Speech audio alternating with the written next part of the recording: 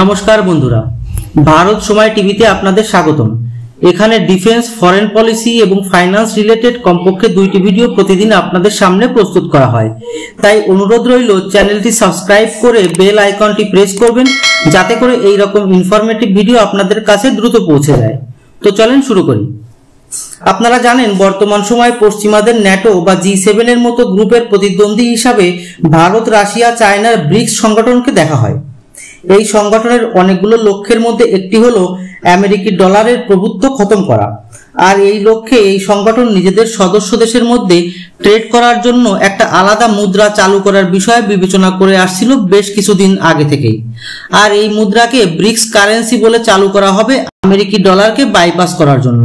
অন্যদিকে ভারত এবং চীন তাদের নিজেদের লোকাল মুদ্রাকে শক্তিশালী করার জন্য রাশিয়া সহ এশিয়ার অন্যান্য কিছু দেশের সাথে যার যার লোকাল কারেন্সিতে ট্রেড করতে শুরু করে।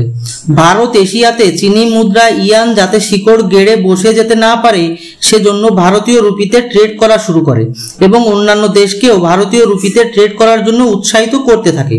আর এই কাজে ভারত যথেষ্ট সফল হয়েছে এবং ভারতীয় ডিজিটাল পেমেন্ট সিস্টেম ইউপিআই এর মাধ্যমে বিশ্বের বিভিন্ন দেশের সাথে রুপিতে ডিজিটাল লেনদেন করাও শুরু করে দিয়েছে। বর্তমানে ভারতের UPI Bhutan, UAE, Malaysia, Singapore ইত্যাদি দেশে চলছে। আরো অন্যান্য দেশ যেমন জাপান, আমেরিকা, ইউরোপের সাথে এই ব্যাপারে আলোচনাও চলছে। এমতাবস্থায় ব্রিক্স কারেন্সি নিয়ে এমন একটা নিউজ এসছে যা ভারতের সাথে সাথে আমেরিকার জন্য মহাচিন্তার।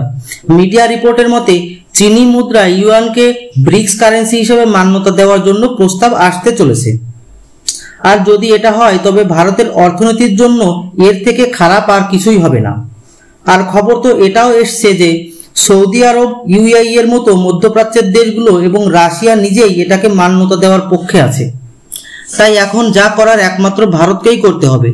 ব্রিক্স এর কারেন্সি হিসাবে চায়নার ইউয়ান যদি চলে আসে তাহলে ভারত যে অর্থনৈতিক সুপার পাওয়ার হওয়ার স্বপ্ন দেখছে সেটা আর সম্ভব হবে না।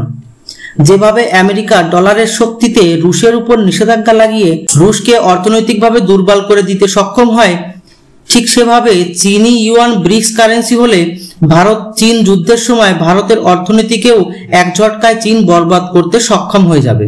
ভারতের জন্য আমেরিকি ডলার যদি বোয়াল মাছ হয়ে থাকে তবে চীনী ইউয়ান কুমিরের থেকে কম কিছু নয়।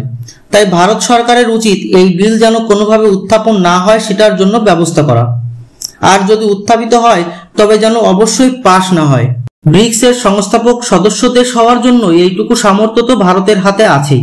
আর যদি কোনো সংগঠনের কর্মকাণ্ড দেশের হিতের বিপরীত হয় তাহলে সেই সংগঠনকেও ঝেড়ে ফেলতে সরকারকে দ্বিতীয়বার ভাবার কোনো প্রয়োজন নাই। তবে ভারত সরকারের উপর বিশ্বাস আছে, যেটাই নির্ণয় নিক সেটা দেশের স্বার্থে সর্বোত্তম নির্ণয় হবে। আপনারা কি ভাবছেন কমেন্ট করে জানাবেন। ধন্যবাদ।